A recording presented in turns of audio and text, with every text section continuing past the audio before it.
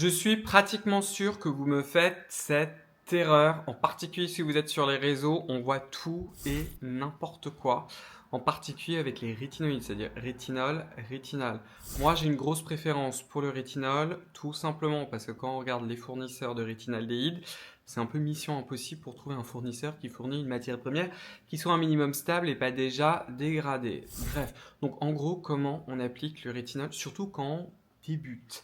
Première chose, c'est quel rétinol choisir. Il n'y en a pas beaucoup. Aujourd'hui, je vous parle d'un de parapharmacie, qui est celui-ci de chez SVR. Si jamais c'est la première fois que vous vous servez du rétinol, que vous débutez, que vous avez peur, etc., on fait comment? Le rétinol, c'est une molécule qui aime le gras. Donc, on va le diluer dans quelque chose de gras. Donc, première option, option très classique, qui coûte pas cher, vous prenez votre crème hydratante, vous mettez 4 petites gouttes du rétinol, vous mélangez, vous l'appliquez sur le visage. Deuxième option, un petit peu plus fancy, ça c'est pour celles et ceux d'entre vous, vous aimez bien avoir plusieurs produits, des choses un petit peu sexy, etc. Donc qu'est-ce que vous faites?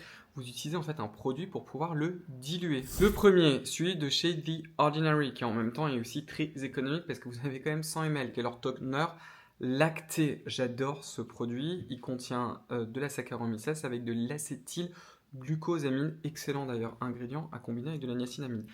Deuxième option, qui est aussi une option qui est plutôt bon marché et de parapharmacie et qui a bien vécu, c'est le sérum, le bisérum de chez Bioderma qui a 2 phases. Donc il faut vraiment bien le secouer. En fait, les deux, qu'est-ce qu'ils ont? Ils ont une phase grasse qui reste quand même assez légère. Pourquoi est-ce que c'est important d'avoir une phase grasse quand vous allez utiliser votre rétinol?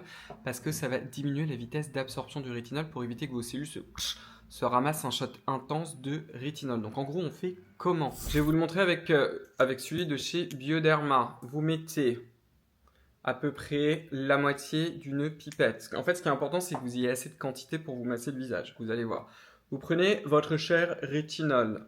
En l'occurrence, celui de chez SVR. Vous mettez 1, 2, 3, voilà, 4 gouttes.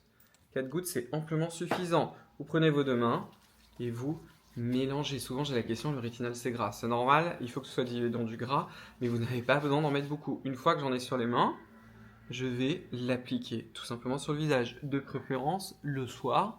Et ensuite, qu'est-ce que vous faites pour terminer? Vous utilisez votre crème hydratante pour sceller le tout, sauf si vous avez la peau grasse. Et oui, je fais le coup.